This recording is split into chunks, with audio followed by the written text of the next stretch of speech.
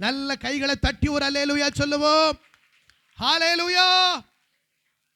சத்தமா சொல்லுங்க ஹalleluya. பக்கத்தில் உள்ளவங்க கைப்பிடிச்சு வாழ்த்துங்க. நீங்கள் ஆசீர்வதிக்கப்பட்டவர்கள், நீங்கள் விசேஷித்தவர்கள், நீங்கள் தெரிந்து கொள்ளப்பட்டவர்கள். இன்னும் விட்டுறாதீங்க, நீங்கள் கணம் பெற்றவர்கள், நீங்கள் தேவனுக்கு பிரியமானவர்கள், நீங்கள் தேவனுடைய செல்ல பிள்ளைகள், நீங்கள் தேவனுடைய மனவாட்டி. இப்படியே சொல்லி பிரசங்கத்தை முடிச்சிடலாம். எவ்வளவு சொல்றதுக்கு இருக்கு தெரியுமா? வாழ்த்துங்கள்லாம் சும்மா கையை பிடிச்சிட்டு பார்க்கிறதா? இப்படி சொல்லணும், அப்படியே வந்துகிட்டே இருக்கணும். ஊற்று மாதிரி கைகளை வெட்டி ஒரு அல்லேலூயா சொல்லுங்க. சத்தமா சொல்லுங்க ஹல்லேலூயா. ஆமென். நீங்க எல்லாரும் உற்சாகமா இருந்தா, கர்த்தருக்கு சித்தமானா சரியா 11 மணிக்கு நான் முடிக்க நினைக்கிறேன். ஹல்லேலூயா இருந்தா அப்படின்னு சொல்லியிருக்கேன். ஆகவே நீங்கள் எல்லாரும் உற்சாகமாக இருக்கும்படி உங்களை கேட்டுக்கொள்கிறேன். கர்த்தர் உங்களை ஆசீர்வதிப்பாராக. ஆமென். ஏசாயா தீர்க்க தரிசன புத்தகம் 48ஆம் அதிகாரம்.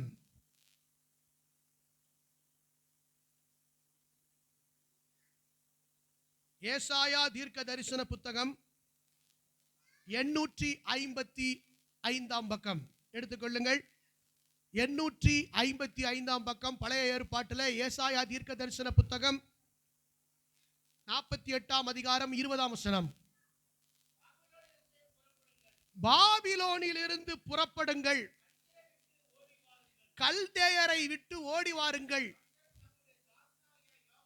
கர்த்தர் தம்முடைய தாசனாகிய யாக்கோபை மீட்டு கொண்டார் என்று சொல்லுங்கள். இதை கம்பீர சத்தமாய் கூறி பிரசித்தப்படுத்துங்கள். பூமியின் கடையாந்தர மட்டும் வெளிப்படுத்துங்கள் என்கிறார். அல்லேலூயா. பைபிள் எடுத்து எல்லாரும் பார்த்தீங்களா? எல்லாரும் பைபிள்லையும் இருக்கா அந்த வசனம்? ஏசாயா 48:20. ஒரு முறை எல்லாரும் சேர்ந்து வாசிங்க பார்க்கலாம். சேர்ந்து வாசிக்கலாம். பாபிலோனிலிருந்து புறப்படுங்கள், கல்தேயரை விட்டு ஓடி வாருங்கள், கர்த்தர் தம்முடைய தாசனாகிய யாக்கோபை மீட்டு கொண்டார் என்று சொல்லுங்கள். இதை கம்பீர சத்தமாய் கூறி பிரசித்தப்படுத்துங்கள். பூமியின் கடையாந்தர மட்டும் வெளிப்படுத்துங்கள் என்கிறார். அல்லேலூயா. ஆண்டவர் இங்கே ஒரு காரியத்தை செய்ய சொல்லுகிறதை பார்க்கிறோம். ஆமென்.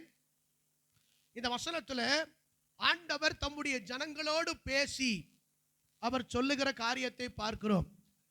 ஏற்கனவே இந்த மாதத்தில் ஆண்டவர் ஸ்தோத்திரம் பெர்சியா ராஜாவாகிய கோரேசை அவர் அழைத்து அபிஷேகம் பண்ணி தேவ ஜனங்கள் சிறையிருப்பிலிருந்து வெளியே வரவும், எருசலேமிலே தேவ ஆலயம் கட்டப்படவும் அந்த கோரேசை கர்த்தர் அழைத்து ஸ்தோத்திரம் தேவன் திட்டம் பண்ணின காரியத்தை, தேவனுடைய சித்தத்தை செய்யும்படிக்கு அந்த கோரேசை அழைத்து அவர் பேசுகிறதை நம்ம தியானித்து வருகிறோம். கைகளை வெட்டி ஒரு ஆமென் சொல்லுங்க. அல்லேலூயா. அப்போ என்னென்னலாம் ஆண்டவர் செய்வார் என்பதை குறித்து கடந்த வாரங்களிலே நம்ம தியானித்தோம். ஆமென், ஸ்தோத்திரம். இப்போ அந்த அந்த அபிஷேகம் பண்ணி கோரேஸ் மூலமாய் தேவன் செய்ய போகிற காரியத்தை குறித்து அவர் சொல்லுகிறார். தேவ ஜனங்களோடு ஒரு செய்தியை சொல்லுகிறார். என்ன செய்தி? அந்த வசனத்தை திரும்ப பாருங்க. முதலாவது எழுதுகிறவர்கள் எழுதணும், பாபிலோனில் இருந்து புறப்படுங்கள். நம்பர் 1, பாபிலோனிலிருந்து புறப்படுங்கள். இரண்டாவது சொல்லுகிறார், கல்தேயரை விட்டு ஓடி வாருங்கள். ஓடி வாருங்கள் இரண்டாவது சொல்லுகிறார். மூன்றாவது சொல்லுகிறார், யாக்கோபை மீட்டு கொண்டார் என்று சொல்லுங்கள். மூன்றாவது, முதல்ல புறப்படுங்கள், இரண்டாவது ஓடி வாருங்கள், மூன்றாவது சொல்லுங்கள், நான்காவது ஆமென் பிரசித்தப்படுத்துங்கள். கம்பீர சத்தமாய் கூறி பிரசித்தப்படுத்துங்கள். எல்லா இடமும் பிரசித்தப்படுத்துங்க. அதுக்கப்புறம் கர்த்தர் சொல்லுகிறார், ஆமென், பூமியின் கடையாந்தரம் மட்டும் வெளிப்படுத்துங்கள். 5 வார்த்தை தேவ ஜனம் செய்ய வேண்டிய 5 வார்த்தைகளை சொல்லுகிறார். நீங்க சொல்லுங்க. 1, புறப்படுங்கள். 2, ஓடி வாருங்கள். மூன்று மூன்று மீட்டு கொண்டார் என்று சொல்லுங்கள். 4 பிரசித்தப்படுத்துங்கள். 5 வெளிப்படுத்துங்கள். அல்லேலூயா. இந்த இடத்துல ரொம்ப முக்கியமான ஒரு காரியம். ஸ்தோத்திரம். முதல்ல பாபிலோனிலிருந்து புறப்படுங்கள். கோரேஸ் ராஜாவை நான் அழைத்து கோரேஸ் ராஜாவை அபிஷேகம் பண்ணி அவன் மூலமாய் தம்முடைய திட்டத்தை கர்த்தர் நிறைவேற்ற போகிறார். ஆகவே தேவ ஜனங்களே நீங்கள் புறப்படுங்கள். கைகளை உயர்த்தி ஒரு ஆமென் சொல்லுங்க. நீங்க புறப்படுங்க. ராஜாவை எழுப்பியாச்சு, அந்த ராஜாவின் மூலமா ஆர்டர் போட்டாச்சு. இனிமே தேவ ஜனங்கள் என்ன செய்யணும்? புறப்பட வேண்டும். இனிமேல் அந்த பாபிலோனின் சிறையிருப்பு காலம் முடிந்து விட்டது. அந்த சிறையிருப்பில் இருந்து நீங்கள் ஓடி வாருங்கள். கைகளை உயர்த்தி ஒரு ஆமென் சொல்லுங்க. சிறையிருப்பிலிருந்து ஓடி வாருங்கள். ஓடி வந்து சொல்லு. என்ன சொல்லணுமா? எல்லாரையும் பார்த்து தம்முடைய தாசனாகிய யாக்கோபை மீட்டு கொண்டார் என்று எல்லாத்தையும் சொல்லுங்க. ஆண்டவர் தம்முடைய தாசனாகிய யாக்கோபை மீட்டு கொண்டார் என்று சொல்லுங்கள். ஆமென். ஆண்டவர் அந்த சிறையிருப்பிலிருந்து அந்த விடுதலை ஆக்குகிற போது சொல்றாரு, கெம்பீர சத்தமாய் எல்லாரிடத்திலும் பிரசித்தப்படுத்துங்கள். ஆமென். அல்லேலூயா. ஆமென். கடைசி சொல்றாரு, அப்படி பிரசித்தப்படுத்திட்டு மாத்திரம் அல்ல, அவர் மீட்டு கொண்டார் என்பதை வெளிப்படுத்துங்கள். உங்களுடைய கிரியைகளிலே வெளிப்படுத்துங்கள். இப்படி காரியங்களை எல்லாம் ஆண்டவர் செய்ய போகிறார். அல்லேலூயா சொல்லுங்க. சரி, இப்போ பக்கத்துல கையை பிடிச்சு சொல்லுங்க, புறப்படுங்கள். அடுத்த சொல்லுங்க 5 வார்த்தை. ஓடி வாருங்கள், மீட்டு கொண்டார் என்று சொல்லுங்கள், அதுக்கப்புறம் பிரசித்தப்படுத்துங்கள், வெளிப்படுத்துங்கள். ஆமென். இந்த சிறையிருப்பிலிருந்து தேவ ஜனம் வருவது ரொம்ப முக்கியம். இன்றைக்கு நான் சில முக்கியமான ஒரு காரியங்களை நான் உங்களுக்கு சொல்ல விரும்புகிறேன். கர்த்தர் நல்லவர். அல்லேலூயா. ஸ்தோத்திரம். இஸ்ரவேல் ஜனங்கள் எகிப்தில 430 வருஷம் அடிமைப்பட்டிருந்தார்கள். எத்தனை வருஷம்? 430 வருஷம். ஒரு தடவை நீங்க வாயை திறந்து சொல்லணும். சரியா? எத்தனை வருஷம்? 430 வருஷம் அவர்கள் எகிப்தின் அடிமைத்தனத்தில் இருந்தார்கள். எகிப்தின் அடிமைத்தனத்தில் இருந்த அந்த ஜனங்களை கர்த்தர் என்ன பண்ணினார் அப்படின்னா, அவர்களை விடுவித்து கொண்டு வந்தார். அல்லேலூயா. விடுவித்து கொண்டு வந்தார். என்றைக்கும் தம்முடைய ஜனங்கள் எங்கேயோ அடிமைப்பட்டோ அல்ல சிறையிருப்பிலையோ இருப்பதை தேவன் என்ன செய்யறது இல்ல, விரும்புறது இல்ல. ஸ்தோத்திரம். அப்ப அடிமைத்தனத்தில் இருந்து அங்கே மோசேயின் மூலமாக ஆண்டவர் செங்கடலை பிளந்து தேவ ஜனங்களை கர்த்தர் தம்மை ஆராதிக்கும்படி அவர் அழைத்து கொண்டு வந்தார். கைகளை உயர்த்தி ஒரு ஆமென் சொல்லுங்க. இது எல்லாருக்கும் தெரியும். ஆமென். இது பழைய ஏற்பாட்டில் நடந்த சம்பவம். புதிய ஏற்பாட்டில் இதுக்கு என்ன அர்த்தம்? எகிப்து என்பது உலகம். எகிப்து என்பது உலகம். ஸ்தோத்திரம்.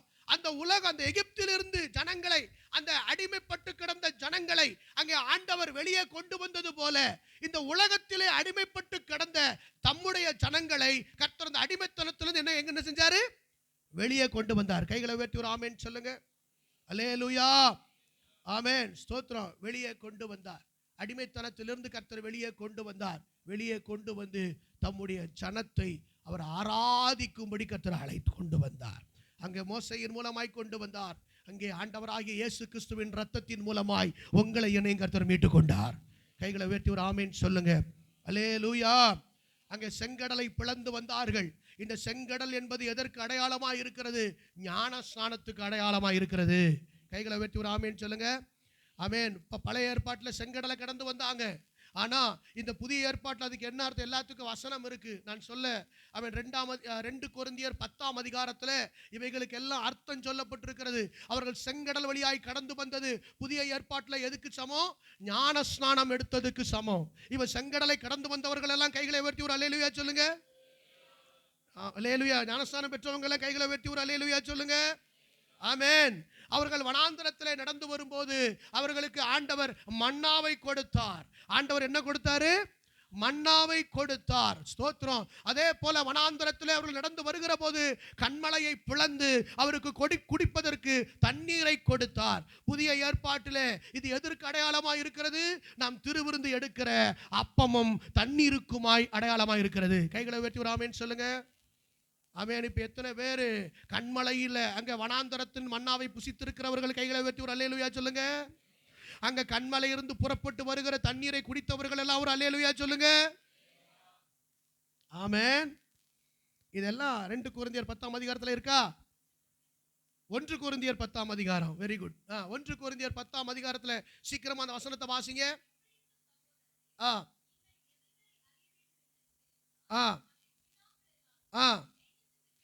மேகத்துக்கு கீழாய் இருந்தார்கள். செங்கடல் என்கிற சமுத்திரத்தின் வழியாய் கடந்து வந்தார்கள். எல்லாரும் மோசேக்குள்ளாக மேகத்தினாலும் சமுத்திரத்தினாலும். பாத்தீங்களா? அங்க செங்கடல் திறந்து இவங்க சும்மா நடந்து வந்த மாதிரி இருந்துச்சு. ஆனா கர்த்தர் அதை எந்த மனசுல வச்சு செஞ்சாராம்? இவங்களை ஒரு ஞானஸ்நானத்துக்குள்ள நடத்துற மாதிரி ஆண்டவர் செஞ்சிருக்காரு. கைகளை உயர்த்தி ஒரு அல்லேலூயா சொல்லுங்க. எல்லாரும் மோசேக்குள்ளாக மேகத்தினாலும் சமுத்திரத்தினாலும் ஞானஸ்நானம் பண்ணப்பட்டார்கள். எல்லாரும் ஞான போஜனம் புசித்தார்கள். ஒரே ஞானபானம், அதுதான் அப்பமும் தண்ணீரும். அதுக்கப்புறம் ஞான கன்மலையின் தண்ணீரை குடித்தார்கள். பரிசுத்த ஆவியின் அபிஷேகம் என்றது என்னது? பரிசுத்த ஆவியின் அபிஷேகம். எல்லா அபிஷேகம் பெற்றவங்க எல்லாம் கைகளை உயர்த்தி ஒரு அல்லேலூயா சொல்லுங்க. அப்ப இந்த பாதையில எல்லாம் கர்த்தர் செஞ்சிருக்கிறாரு, நடத்தி வந்தார். அல்லேலூயா. அப்ப ஆண்டவர் அங்க எகிப்தின் அடிமைத்தனத்திலிருந்து அழைத்து கொண்டு வந்து செங்கடலை திறந்து வனாந்தரத்தின் வழியாய் நடத்தி அந்த கானான் தேசத்துக்கு இந்த ஜனத்தை வழி நடத்தினார். புதிய ஏற்பாட்டில் இது எதை சொல்லுகிறது? ஆண்டவர் ஆமென் உலகத்தில் இருந்து தம்முடைய ஜனங்களை நம்மை கர்த்தர் பிரித்தெடுத்தார். பக்கத்தில் கைப்பிடிச்சு சொல்லுங்க, பிரித்தெடுத்தார். எல்லாம் சொல்லுங்க, பிரித்தெடுத்தார். ஆமென். உலகத்திலிருந்து பிரித்தெடுக்கப்படுறதுதான் ரட்சிப்பு. ஒரு அல்லேலூயா சொல்லுங்க. இயேசுவை விசுவாசிக்கிறதுனால மட்டும் ரட்சிப்பு வந்துறாது. நல்ல கவனிங்க, நல்ல கவனிங்க. நான் ஆண்டவரை விசுவாசிக்கிறேன், அதனால நான் அவருடைய பிள்ளையா மாறிட்டேன். எல்லாரும் பிள்ளைகள், எல்லாரும் பிள்ளைகள் தான். எல்லாரும் பிள்ளைகள் தான். அவருடைய நாமத்தின் மேல் விசுவாசம் உள்ளவர்களாய் அவரை ஏற்றுக்கொண்டவர்கள் எத்தனை பேரோ அத்தனை பேரும் பிள்ளைகள் ஆகும்படி அதிகாரம் கொடுத்தார். எல்லாரும் பிள்ளைகள் தான். ஆனா எல்லாரும் புத்திரராக முடியாது. வேதம் சொல்லுகிறது, அவருடைய ஆவியினால் எவர்கள் நடத்தப்படுகிறார்களோ அவர்கள் தேவனுடைய புத்திரர்களாய் இருக்கிறார்கள். அல்லேலூயா சொல்லுங்க. ஆமென். இப்ப ஆண்டவரை விசுவாசிக்கிறதுனால ஒரு மனுஷன் ரட்சிக்கப்பட முடியுமான்னா இல்ல. ஏன்னா பைபிள் சொல்லுகிறது, பிசாசுகளும் கூட விசுவாசித்து என்ன செய்து நடுங்குகிறது. ஆமென் சொல்லுங்க. அப்ப ரட்சிப்பு என்பது என்ன? எகிப்தில எப்படி இருக்க முடியாதுன்னு சொல்லி அங்க இருந்து ஆராதனை செய்வதற்கென்று அந்த இஸ்ரவேல் ஜனங்களை அழைத்து கொண்டு வந்தாரோ, அதே போல இந்த நாட்களிலே இயேசு கிறிஸ்துவின் இரத்தத்தினாலே இந்த உலகத்தின் அடிமைத்தனத்தில் இருந்து ஜனங்களை பிரித்தெடுத்து தான் ஆராதனை கொண்டு வருவார். கைகளை வச்சு ஒரு அல்லேலூயா செய்யுங்க. நல்லா பிரித்தெடுக்கப்பட்டவர்கள் எல்லாம் ஒரு அல்லேலூயா சொல்லுங்க. இனி பழைய வழிபாடு கிடையாது, பழைய சுபாவங்கள் கிடையாது. சொல்லுங்க ஒரு அல்லேலூயா. ஆமென். கர்த்தர் நல்லவர். அல்லேலூயா சொல்லுங்க. இதான் ரட்சிக்கப்பட்டவனுடைய அனுபவம். இந்த ரட்சிக்கப்பட்டுட்டா அவன் பழைய மனுஷ மாதிரியே இருக்க மாட்டான். அவன் டோட்டலா டிஃபரெண்ட் ஆயிருவான். அவன் மாறிடுவான். அல்லேலூயா. அவன் பேச்சு மாறிடும், அவன் உடை மாறிடும், அவன் நட மாறிடும். ஸ்தோத்திரம், ஸ்தோத்திரம். அவனுடைய ஃப்ரெண்ட்ஷிப் மாறிடும். கர்த்தருக்கு ஸ்தோத்திரம். அவனுடைய சாயல் மாறிடும். அவனுடைய தொழில் நல்ல தொழிலா இருக்கும். கைகளை உயர்த்தி அல்லேலூயா சொல்லுங்க. இது ரட்சிக்கப்பட்டவனுடைய அடையாளம். ஆனா அநேகர் ஆண்டவராகிய இயேசு கிறிஸ்துவை நான் விசுவாசிக்கிறேன் சொல்லலாம், சபைக்கு கூட வரலாம், ஆனா உலகத்தை விட்டு பிரித்தெடுக்கப்படாமலும் கூட என்ன செய்யலாம்? இருக்க வாய்ப்புண்டு. அதற்கு பெயர் ரட்சிப்பு அல்ல. அதற்கு பெயர் ரட்சிப்பு அல்ல. உலகத்திலிருந்து எப்படி திரும்ப ஆண்டவர் எகிப்திற்கு நீ திரும்ப கூடாதுன்னு சொன்னார். நீ எகிப்திற்கு என்ன செய்யக்கூடாது? திரும்ப கூடாதுன்னு சொன்னார். கைகளை வெட்டி ஒரு அல்லேலூயா சொல்லுங்க. இதுக்கு பேர் தான் ரட்சிப்பு. ஆண்டவர் அங்கே இஸ்ரவேல் ஜனங்களை 430 வருஷம் அடிமைத்தனம். இன்னைக்கு தலைமுறையா நம்முடைய ஜனங்கள் எல்லாம் அடிமைப்பட்டு கிடக்கிறது. நான் தான் முதலா என் குடும்பத்தில் ரட்சிக்கப்பட்டேன்னு சொல்றவங்க கைகளை உயர்த்தி ஒரு அல்லேலூயா சொல்லுங்க. நல்ல கைகளை உயர்த்தி காட்டுங்க பார்க்கலாம். நான் தான் எங்க வீட்டில் முதலா ரட்சிக்கப்பட்டிருக்கிறேன் அப்படின்னு சொல்றவங்க எத்தனையோ தலைமுறைகள் அடிமைத்தனத்தில் இருந்து கர்த்தர் உங்களை என்னையும் கர்த்தர் மீட்டெடுத்திருக்கிறார். கைகளை உயர்த்தி ஒரு அல்லேலூயா சொல்லுங்க, சத்தமா சொல்லுங்க. மீட்டெடுத்திருக்கிறார், ரட்சித்திருக்கிறார், தம்முடைய பிள்ளையாய் மாற்றி இருக்கிறார். அல்லேலூயா, ஆமென். அவர்கள் அறியாம அவங்க இருந்த ஜனங்களை கர்த்தர் மீட்டெடுத்தார். இது அடிமைத்தனத்திலிருந்து விடுதலை ஆக்கினது. அடிமைத்தனத்திலிருந்து விடுதலை ஆக்கி ஆண்டவர் ஸ்தோத்திரம் தம்முடைய ஜனங்களை நடத்த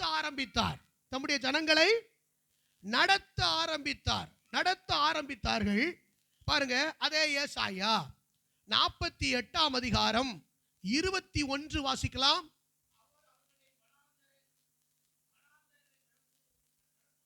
அவர் அவர்களை வனாந்தரத்தில் நடத்தும் போது அவர்களுக்கு தாகவிடாயிருந்ததில்லை. அப்படின்னா அவர்கள் தாகமாகவோ பசியாகவோ இருந்ததில்லை. அதான் தாகவிடாயிருந்ததில்லை.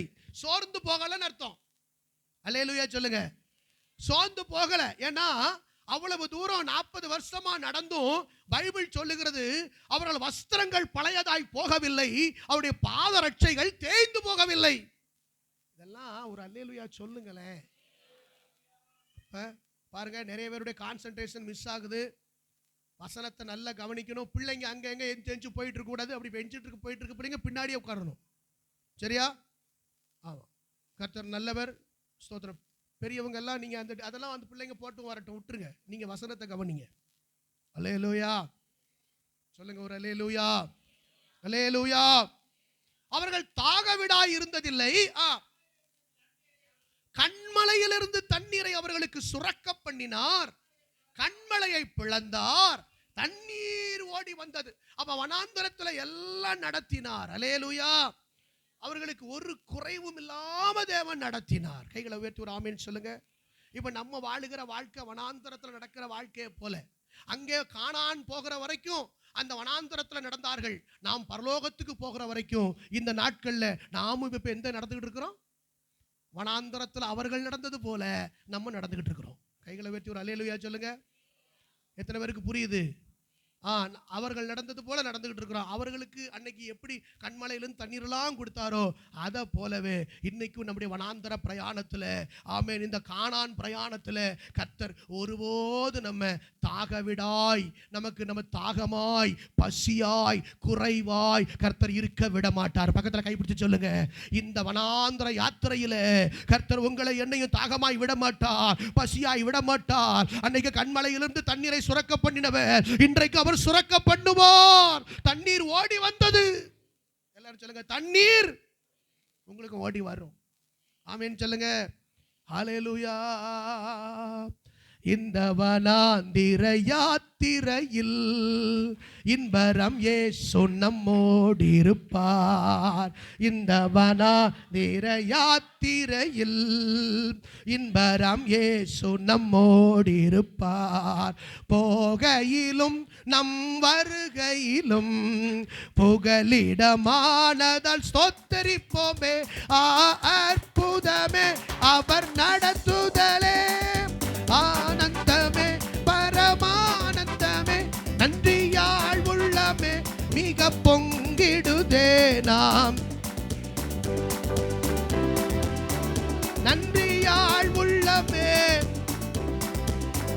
நாம் துதிசார். வனாந்தர பிரயாணத்துல மேக ஸ்தம்பம் மேலிருந்து பாதுகாக்குது, பாதை காட்ட பகல் எல்லாம் கூட செல்லுது. ஆமென்.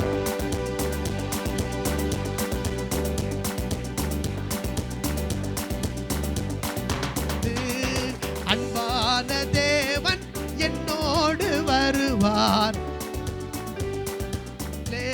சத்தமா பாடுங்க. அன்பான தேவன் அது போதும். தாகம் கொண்ட தேவ ஜனம் வானம் பக்குது, ஆவல் கொண்ட கண்மலையும் கூட செல்லுது. ஆமென்.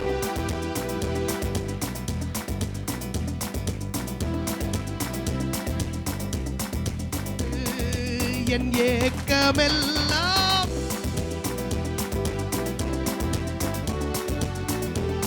சகோதரர்கள் கைத்தட்டி பாடலாமே.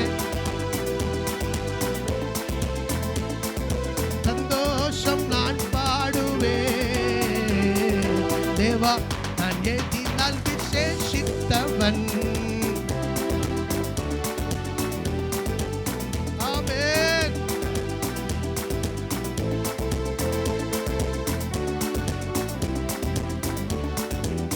எதினால் எதினால் இது எதினால் நீர் என்னோடு வருவதினால், எதினால் இது எதினால் நீர் என்னோடு. வாழ்க்கையிலே கசப்புகள் கலந்திட்டாலும் பாசமுள்ள ஒரு மரம் கூட வருது. ஆமென். இயேசு நம்மோடு கூடவே வருகிறார். இந்த வாழ்க்கை பிரயாணத்துல, இந்த கானான் பிரயாணத்துல மாறாவின் கசப்பெல்லாம் மாறும். மாறாவின் நீரை என் நேசன் என்னோடுண்டு, மாறாவின் நீரை. ஆமென்.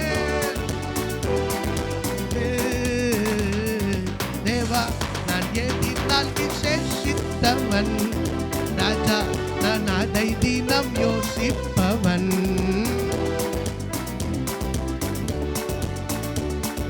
ராஜா நான் அதை தினம் அவன் ஏதினான்.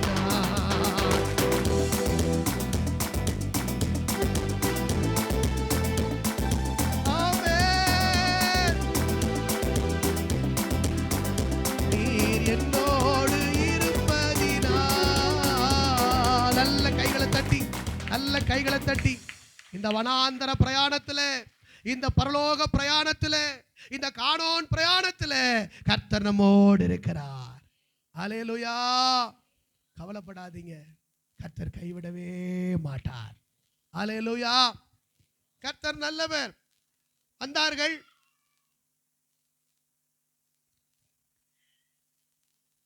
யோர்தானை கடந்து கானான் தேசத்துக்குள்ள பிரவேசித்தார்கள். யோசுவாவின் மூலமாய் எல்லாவற்றையும் சுதந்தரித்தார்கள். 31 ராஜாக்களை ஜெயித்து எல்லா கானான் எல்லைகளை எல்லாம் ஏறக்குறைய சுதந்தரித்துக் கொண்டார்கள். முற்றிலும் அல்ல, ஏறக்குறைய சுதந்தரித்துக் கொண்டார்கள். எல்லாருக்கும் அவர்கள் பாகங்கள் கொடுக்கப்பட்டுச்சு. கோத்திரங்களுக்கு பாகங்கள் கொடுக்கப்பட்டுச்சு. அவர்கள் எல்லாரும் இப்போ ஒரு குறைவில்லாமல் கானான் தேசத்திலே பாலும் தேனும் ஓடுகிற அந்த செழிப்பான அந்த தேசத்துல வாசம் பண்ணி கொண்டிருக்கிற போது இப்போ மீண்டும் பாபிலோனுக்கு சிறைப்படுகிறார்கள். அடிமைத்தனத்திலிருந்து இவர்கள் விடுவித்துக் கொண்டு வந்த கர்த்தர் இதே இஸ்ரவேல் ஜனத்தை மீண்டும் பாபிலோனுக்கு சிறையிருப்புக்கு அனுமதிக்கிறார்.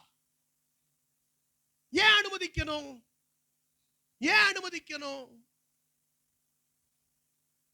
தேவ ஜனங்கள் கர்த்தருக்கு பிரியமான ஒரு ஜீவியம் செய்யாததினால, கர்த்தருடைய வழிகளை கைக்கொள்ளாமல் அவரை விட்டு விலகினதினால ஆண்டவர் மீண்டும் 70 வருடம் அந்த பாபிலோனின் சிறையிருப்புக்கு அவர்களை ஒப்பு கொடுத்தார். கைகளை வெட்டி ஆமென் சொல்லுங்க. நான் இது எப்படி சொல்றேன்? இப்ப நாங்க ரட்சிக்கப்பட்டு வந்துட்டோம் ஆண்டவரே, நாங்க ஞானஸ்நானம் எடுத்துட்டோம், நாங்க திருவிருந்து எடுக்கிறோம், நாங்க அபிஷேகம் கூட பெற்றிருக்கிறோம். ஆமா, கர்த்தர் எங்களை ஒரு குறைவும் இல்லாம வச்சிருக்காரு, எல்லாம் நடத்திக்கிட்டு வர்றாரு. ஆனாலும் என் வாழ்க்கையில இன்னைக்கு நான் பழைய சமாதானம் எனக்கு இல்லை. நான் அந்த அன்னைக்கு விடுவிக்கப்பட்ட அன்னைக்கு மகிமையாய் வெற்றி சிறந்தார்னு சொல்லி அந்த மீரியாம் பாடினது போல நான் அன்னைக்கு பாடின மாதிரி, அன்னைக்கு துதிச்ச மாதிரி, அன்னைக்கு ஜெபித்த மாதிரி, அன்னைக்கு ஆலயத்துக்கு உற்சாகமா வந்த மாதிரி, அன்னைக்கு ஊழியம் செஞ்ச மாதிரி இன்னைக்கு என்னால முடியல. ஏன் முடியல? எப்படி இந்த ஜனங்கள் மீண்டும் கர்த்தருக்கு பிரியமில்லாத காரியத்தை செய்து அவர்கள் சிறையிருப்புக்கு போனார்களோ, இன்றைக்கும் சபைக்கு வந்த பின்பும் சில ஜனங்கள் சிறைப்பட்டு போகிறார்கள். That's it. காரணம் என்ன? இன்னைக்கு நம்ம சிறையிருப்புல இருக்கிறோமா? இல்ல நான் விடுதலையோடு ஆராதிக்கிறேனா? இல்ல ஆதி நாட்கள்ல உற்சாகமாய் ஆலயத்துக்கு வந்தது போல துதித்தது போல துதிக்கிறேனா? முன்னாலெல்லாம் யாரும் எனக்கு சொல்லவே வேண்டாம். நானே அதிகாலையில 4 மணிக்கு எழுந்திருப்பேன். நானே முழங்கால் போட்டு 2 மணி நேரம் ஜெபம் பண்ணுவேன். ஆனா இன்னைக்கு அதிகாலை ஜெபமே என்கிட்ட இல்ல பாஸ்டர். எங்கேயோ சிறைப்பட்டு போயிட்டீங்க சிஸ்டர். ஒரு காலத்துல ஆராதனைன்னா நான் முந்தின நாளே ஆயத்தமாவேன்.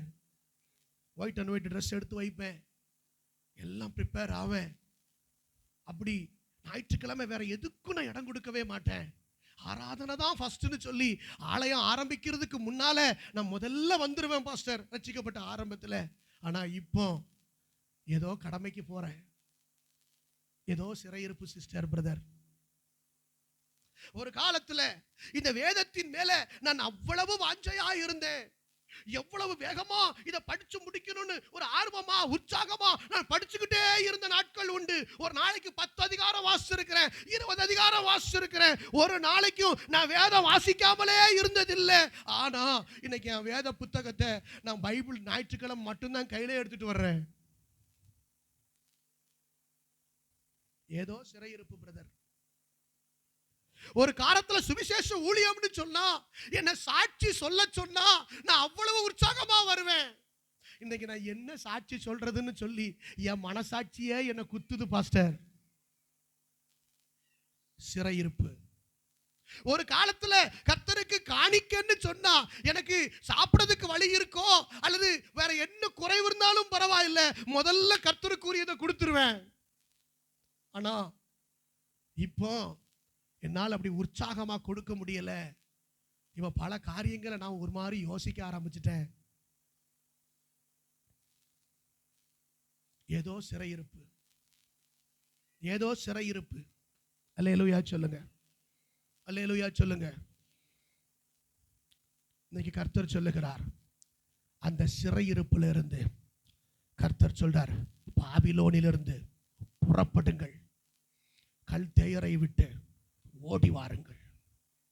ஆண்டவர் சொல்லிட்டார், கோரேஸ் ராஜாவை நான் எழுப்பிட்டேன், என் மேய்ப்பனை நான் எழுப்பிட்டேன், நான் அபிஷேகம் பண்ணி விட்டேன், என் திட்டம் தொடங்கி விட்டது, என் சித்தம் அது நடக்க போகிறது, என் ஆலோசனைகள் அது நிறைவேறப் போகிறது, நீங்கள் புறப்படுங்கள். அல்லேலூயா. இன்னைக்கு கர்த்தர் சொல்லுகிறார், சில சிறையிருப்புகளை கர்த்தர் மாற்ற போகிறார். ஆமென். ஏன் அப்படி அந்த ஜனங்கள் ஆதியில் அவ்வளவு உற்சாகமா வந்த ஜனங்கள் ஏன் இந்த சிறையிருப்புக்கு போனாங்க அப்படின்னா, அவங்ககிட்ட சில குறைவுகள் இருந்தது.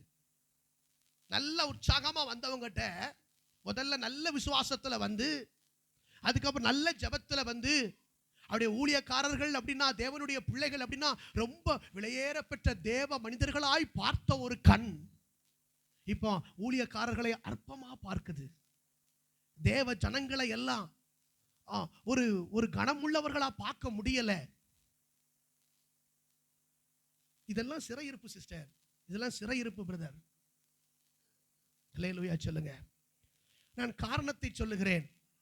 ஏன் அப்படி சிறையிருப்புக்கு போனாங்க அப்படின்னா, ஆண்டவர் இங்க சொல்லார், பாபிலோன்ல இருந்து கொஞ்சம் சொல்லுங்க, நான் தான் புறப்பட்டு நிக்கிறேன், நீங்க எல்லாரும் சொல்லுங்க, பாபிலோனிலிருந்து கல்தேயரை விட்டு சொல்றாரா? அப்ப சொல்றாரு அப்படின்னா, ஏன் இந்த ஜனங்கள் அப்படி இருந்துச்சு அப்படின்னா, முதல்ல அதுல சொல்லுகிறார் பாருங்க, 48ஆம் அதிகாரம் 1ஆம் வசனம். இஸ்ரவேல் என்னும் பெயர் பெற்று யூதாவின், பாத்தீங்களா அவங்களுக்கு பேர் என்ன? அவங்களுக்கு பேர் என்ன? நமக்கு பேர் என்ன?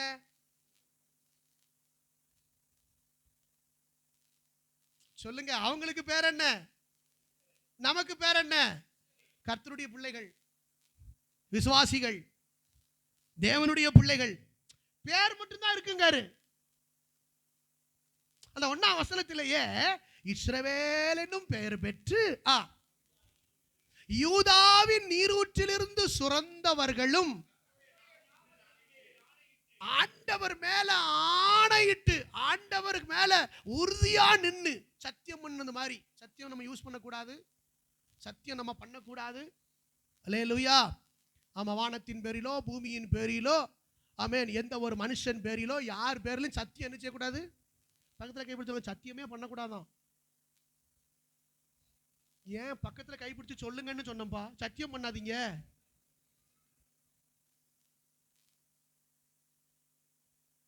இன்னைக்கு நம்மகிட்ட ஒரு பழக்கம் இருக்கு. நம்மகிட்ட ஒரு பழக்கம் இருக்கு. என்ன காரியத்தை உறுதிப்படுத்தணும் அப்படின்னா நம்ம ஒண்ணு எங்க போயிருந்தோம். கர்த்தர் பைபிள் சொல்லுகிறது சத்தியம் என்ன செய்யக்கூடாதான், பண்ணக்கூடாது. இங்க சொல்லப்பட்டிருக்கிறது அவர்கள் அந்த நாட்களில் கர்த்தரின் மேல ஆணையிட்டு அந்த வசனம் சொல்லுகிறது, உண்மையும் நீதியும் இல்லாமல் இஸ்ரவேலின் தேவனை அறிக்கையிடுகிறவர்களுமான யாக்கோபின் வம்சத்தாரே கேளுங்கள். எப்படி ஸ்டார்ட் பண்றாரு பாத்தீங்களா? இன்ட்ரோடக்ஷனே முதல்ல கேளுங்கன்னு சொல்லும் போதே அவர் என்ன சொல்றாரு பாருங்க. உங்களுக்கு நல்ல தேவனுடைய பிள்ளைகள், விசுவாசிகள் அப்படின்னு உங்களுக்கு பேர் இருக்கு. நீங்க தான் ஆராதனை வீரர்கள், நீங்க தான் தெரிந்து கொள்ளப்பட்டவர்கள் என்கிற பேர் இருக்கு. ஆனாலும் நீங்க தான் ஆண்டவருடைய நாமத்தின் மேலெல்லாம் அறிக்கையிட்டு அவ்வளவு உறுதியான ஜனங்கள் போல இருக்காங்க. ஆனா உண்மையும் நீதியும் இல்லாமல் தேவனை அறிக்கையிடுகிறவர்கள். ஆமென் சொல்லுங்க, ஆமென் சொல்லுங்க. வாய்க்கும் கைக்கும் இயேசு இயேசு, தேவன் தேவன், எங்க தேவன் பெரியவர், எங்க தேவன் நல்லவர், எங்க தேவன் வல்லவர், அவர் அப்படி செய்வார் இப்படி செய்வார்னு சொல்றான். வாயில சொல்லுறான், ஆனா அவங்ககிட்ட என்ன இல்ல? உண்மையும் நீதியும் இல்லாமல் தேவனை அறிக்கையிடுகிறவர்கள். பாத்தீங்களா ஆண்டவர் ரிப்போர்ட் எப்படி பண்றாரு பாத்தீங்களா? அல்லேலூயா. என் தேவனுடைய நாமத்தை சொல்லுவதற்கு உனக்கு என்ன நியாயம் உண்டுன்னு சங்கீதத்தில் கேட்கிறாரு. உங்ககிட்ட உண்மையும் நீதியும் இல்லையே, ஆனா நீ தேவனை குறித்து திரும்ப திரும்ப என்ன பண்ணிக்கிட்டே இருக்கிற? இன்னைக்கு நிறைய பேருடைய வாயில இயேசு இருக்காரு, ஆனா இருதயத்துல இயேசு இயேசு இயேசு இயேசு இயேசுன்னு சொல்றோம். நாங்களாம் விசுவாசிகள், நாங்களாம் ஊழியக்காரர்கள், நாங்களாம் பெரியவர்கள் அப்படி இப்படின்னு எல்லாம் சொல்றோம். ஆனா உண்மையும் கிடையாதான். இப்ப ஆண்டவர் சிறையிருப்புக்கு அங்க அந்த சிறையிருப்புல இருக்கிற ஜனத்துக்கு காரணம் என்ன தெரியுமா சொல்றாரு? நம்பர் 1, உண்மையும் நீதியும் இல்லாமல் எதுக்கு எடுத்தாலும் என் பேரை சொல்லி அறிக்கையிடுகிற கூட்டம். சிஸ்டர், தேவனுடைய நாமத்தை வீணிலே வழங்காதிருப்பாயாக. அல்லேலூயா சொல்லுங்க. கைகளை உயர்த்தி ஒரு அல்லேலூயா சொல்லுங்க. இன்னைக்கு சும்மா சும்மா இயேசுவை பயன்படுத்துறது, ஆலயத்தை பயன்படுத்துறது, ஊழியக்காரர்களை பயன்படுத்துறது, புரியுதா உங்களுக்கு? ஆனா உள்ளத்துக்குள்ள என்ன இல்ல? வாழ்க்கையில என்ன இல்ல? உண்மையும் நீதியும் இல்லை. ஆண்டவர் சொல்ற ரிப்போர்ட்டுங்க. ஏன் சிறையிருப்புக்கு போனாங்க அப்படி சொன்னது சொல்ற காரியங்கள் உண்மையும் நீதியும் இல்லாமல் எதுக்கு எடுத்தா நம்ம பேர சொல்றேன். நம்ம நிறைய பொய் பேசுறோம். என்ன பேசுறோம்? இயேசுவை வச்சுக்கிட்டே என்ன பேசுறோம்? சொல்லுங்கள். இயேசுவை வச்சுக்கிட்டே என்ன சொல்றோம்? இயேசுவை கொண்டே சொல்லுங்க. பொய் பேசுறோம். இயேசுவை வச்சே ஒரு பொய்ய ஸ்ட்ராங்கா சொல்றோங்க. பக்கத்துல கைப்பிடிச்சோம், நம்மளை பார்த்து சொல்லல. இதே பெரிய பொய் தானே. அப்போ நம்மளை பார்த்து என்ன சொல்லுது? அல்லேலூயா சொல்லுங்க. ஆண்டவர் சொல்றாரு, உண்மையும் நீதியும் இல்லாமல் இஸ்ரவேலின் தேவனை அறிக்கையிடுகிறவர்கள் யாக்கோபின் வம்சத்தாரே, உங்களுக்கு ஒரு மீட்பு தேவை. என்னுடையவர்களை மீட்கும் வருஷம் வந்ததுன்னு சொல்றாரு. யாக்கோபை மீட்டு கொண்டார் என்று நீங்க பிரசித்தப்படுத்துங்க, நீங்க சொல்லுங்க. அப்ப எதுல இருந்து மீட்கப்படணும்? இந்த உண்மையும் நீதியும் இல்லாம நீங்க பேசுற இந்த அறிக்கையிலிருந்து உங்களை கர்த்தர் மீட்டெடுக்கணும்னு விரும்புறார். முதல் ரிப்போர்ட் என்ன? உண்மையும் நீதியும் இல்லாம, அதாவது உண்மை இல்லாம நம்ம இருக்கோமா, ஆனா வாய்க்கும் கைக்கும் இயேசு இயேசு இயேசுன்னு சொல்லலாமா? வாயில் இருக்கிறது ஆனா வாழ்க்கையில் இல்லை. நல்லா இருக்கு ரைமிங். பக்கத்துல கை பிடிச்சு சொல்லுங்க. வாயில் இருக்கிறது ஆனால் வாழ்க்கையில் இல்லை. ஆமென் சொல்லுங்க. அல்லேலூயா சொல்லுங்க. ஆமென். அப்ப சிறைப்பட்டு போறதுக்கு ஃபர்ஸ்ட் ரீசன் ஆண்டவர் என்ன சொல்றாரு? உண்மையும் நீதியும் இல்லாம இந்த கூட்டம் என்ன செஞ்சுக்கிட்டே இருக்கு?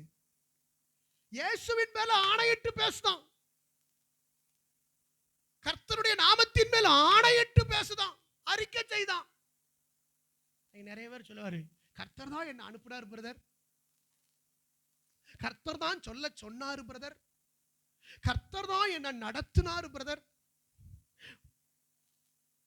சொல்லுது பூரா என்னது? சொல்லுங்கள். என்னது? உண்மை கிடையாது, நீதி கிடையாது, நியாயமா கிடையாது. அல்லேலூயா. முதல்ல. இரண்டாவது தொடர்ந்து வாசிங்க, அங்க பாருங்க. பரிசுத்த நகரத்தார் என்று சொல்லி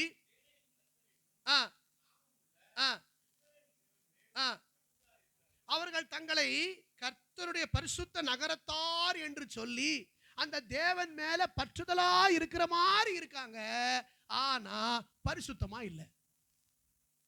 அல்லேலூயா சொல்லுங்க. எப்படி இல்ல? பரிசுத்த நகரத்தார் என்று சொல்லுகிறார்கள், நாங்கள் சத்திய மார்க்கத்தார் என்று சொல்லுகிறார்கள். ஆமென். சொல்லுகிறாரு பாருங்க, அவர்கள் தேவன் மேல பற்றுதலா இருந்தாங்க. இருந்தவங்களுக்கு ஆண்டவர் சொன்னாராம், பூர்வ காலத்திலிருந்து நான் உடனே அவங்ககிட்ட என்ன பண்ணினேன்? முதல்ல இருந்து எல்லாம் சொன்னேன், அவைகள் என் வாயிலிருந்து பிறந்தன, வெளிப்படுத்தினேன், அவைகள் எல்லாம் அல்லேலூயா எல்லாம் நடந்தன. அப்பனா ஆண்டவர் என்ன சொல்றாரு? நான் எல்லாத்தையும் அவங்களுக்கு வெளியரங்கமா என்ன சொன்னேன்? சொன்னேங்கிறாரு. அல்லேலூயா சொல்லுங்க. சொன்னேன், அவைகள் எல்லாம் நடந்துச்சு. அதுக்கப்புறம் பாருங்க, ரெண்டா பாருங்க, முதலாவது உண்மையும் நீதியும் இல்லாமல் அறிக்கை எடுக்கிறவர்கள், இரண்டாவது பரிசுத்த நகரத்தார் என்று சொல்லுகிறவர்கள், ஆனா பரிசுத்தம் இல்ல. மூன்றாவது சொல்லுகிறார் கடினம் உள்ளவர்கள். எல்லாரும் சொல்லுங்க, எல்லாரும் சொல்லுங்க. கொஞ்சம் கடினமா சொல்லாதீங்க, கொஞ்சம் நல்லா சொல்லுங்க. கடினம் உள்ளவர்கள். ஆமென். அந்த வசனம் கடினம் உள்ளவர்கள் என்ன தெரியுமா அர்த்தம்? பிடரியை உன் பிடரி நரம்பு, பிடரி நரம்பு இருக்கு பாத்தீங்களா? இந்த நரம்பு, இந்த கழுத்து வளையணும், இந்த கழுத்து அங்கங்க வரையணும், இந்த நரம்பு என்ன செய்யணும்? வளையணும். ஆனா இந்த பிடரியில பின்னால ஒரு இரும்பு சொருவி வச்சிருக்கான். வளைய முடியுமா? வளைய முடியுமா? பின்னால ஒரு இரும்பு சொருவி இந்த நரம்புல வச்சாச்சுன்னா இந்த கழுத்து வணங்குமா? இந்த கழுத்து திரும்புமா? தன்னை தாழ்த்துமா? வணங்கா கழுத்துள்ள ஜனம்னு சொல்றார். அல்லேலூயா. என்ன கடினம் உள்ளவர்கள். கடினம் உள்ளவர்கள் என்ன தெரியுமா அர்த்தம்? எத்தனை தரம் சொன்னாலும் திருந்தாதவர்கள், திரும்ப திரும்ப அதையே மீண்டும் செய்கிறவர்கள், செவி கொடுக்காதது போல அந்த விரியன் பாம்பு போல இருக்கிறவர்கள். சாரி டு சே திஸ், விரியன் பாம்பு போல அது செவிடு மாதிரி உட்கார்ந்துக்கிடுமா. ஏன்? அதனாலதான் யோவான் ஸ்நானகன் வனாந்தரத்தை சொல்ல, விரியன் பாம்பு குட்டிகளே, வரும் கோபத்துக்கு தப்பித்துக் கொள்ள உங்களுக்கு வகை காட்டினவன் யார்? எப்படிப்பட்டவங்களா இருந்தாங்களா அவங்க? அப்ப ஏன் கடினம் உள்ளவர்னு சொல்றாரு?